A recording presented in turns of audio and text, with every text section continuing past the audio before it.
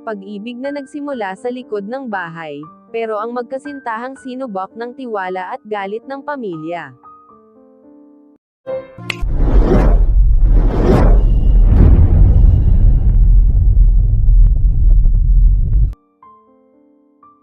Sa isang tahimik na barangay, nakatayo ang isang malaking bahay na pagmamay-ari ng pamilyang Alonzo. Ang kanilang kasambahay na si Maricar, isang dalaga sa kanyang mga 20 taon, ay nagtatrabaho sa bahay ng mga Alonzo sa loob ng 3 taon. Siya ay masipag at magaling, ngunit may isang lihim na hindi alam ng kanyang mga amo. Si Ruel, ang nag-iisang anak ng pamilyang Alonzo, ay may angking kaakit-akit na itsura. Palaging naiinggitan ng mga kabataan sa barangay, si Ruel ay mahilig magbihis ng maayos at madalas na nag-eehersisyo. Dahil sa kanilang malapit na ugnayan bilang magkasama sa bahay, unti-unting nahulog ang loob ni Maricar kay Ruel. Isang araw, habang naglilinis si Maricar sa sala, nahuli ni Ruel ang kanyang atensyon. "Maricar, tulungan mo nga ako sa aking project. Kailangan ko ng assistant," sabi ni Ruel habang ngumiti. "Sure, Ruel. Anong project ba yan?"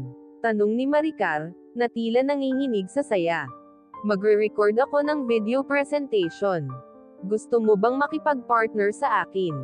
tanong ni Ruel habang nakatingin sa mga mata ni Maricar. "Oo naman. Sige, kailan tayo mag-uumpisa?"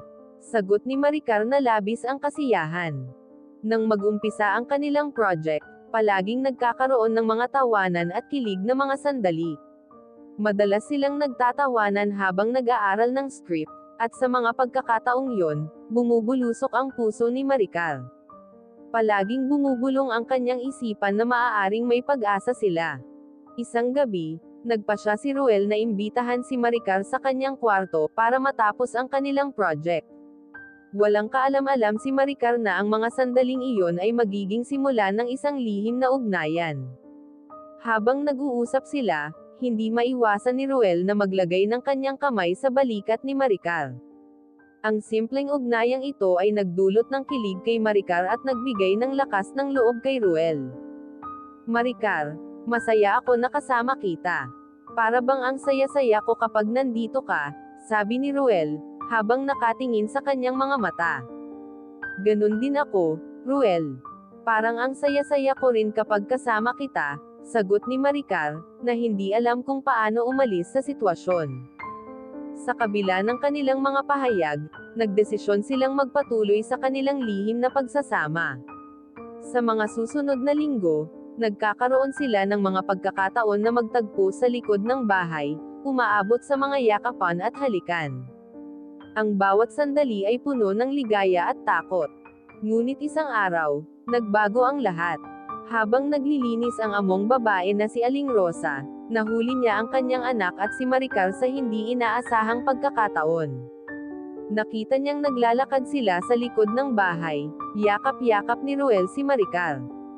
Ang kanyang puso ay napuno ng galit. "Ruel, Maricar, ano ang ginagawa niyo dito?" sigaw ni Aling Rosa, ang galit ay bumuhos sa kanyang mga salita. Agad na naghiwalay ang dalawa, nakabawi sa kanilang pagkagulat. "Ma, wait, hindi ito kung ano ang iniisip mo." Nagmakaawa si Ruel. "Bakit? Anong akala ko? Sa lahat ng babae sa mundo, siya pa ang napili mo?" Galit na tanong ni Aling Rosa. "Hindi po, ma. Mahal ko po si Maricar," sagot ni Ruel, na puno ng katatagan. "Maricar, ano ang masasabi mo?" tanong ni Aling Rosa, ang boses ay hindi maitatago ang galit. "Po, Aling Rosa, hindi ko po alam na mahuhuli kami." "Patawad po," sagot ni Maricar, ang boses ay nanginginig. Matapos ang ilang minuto ng tense na pag-uusap, tumahimik ang lahat. Sa huli, nagpasya si Aling Rosa na makinig sa puso ng kanyang anak. Mahalaga ang respeto at tiwala sa isa't isa. Kung mahal mo siya, Ruel, ipakita mo. Pero huwag na huwag mo siyang sasaktan, sabi ni Aling Rosa, ang boses ay humuhupa. "Salamat po, Aling Rosa. Tinatanggap ko po ang lahat ng pagkakamali. Nais ko lang nabigyan siya ng pagkakataon, sagot ni Ruel, na puno ng determinasyon. Makalipas ang ilang linggo, unti-unting naibalik ang tiwala at respeto sa pagitan ng pamilya. Habang nagpatuloy ang kanilang ugnayan, natutunan ni Maricar at Ruel na ang pagmamahal ay hindi lamang tungkol sa saya at kilig, kundi pati na rin sa pagsusumikap at pag-unawa sa bawat isa. Nagpatuloy si Maricar sa kanyang trabaho at nag-aral ng mabuti, habang si Ruel naman ay naging mas responsible na anak. Sa huli, nakuha nila ang pagmamahal at suporta ng bawat isa, na higit pa sa anumang nakikita sa labas. Hindi naging madali ang kanilang relasyon, ngunit ang mga pagsubok na kanilang naranasan ay nagpatibay sa kanilang pagmamahalan. Natutunan nilang mahalaga ang komunikasyon at pagtitiwala, at higit sa lahat, ang pamilya. Sa kabila ng mga pagsubok, nanatili silang magkasama at nagtutulungan, handang harapin ang lahat ng hamon ng buhay.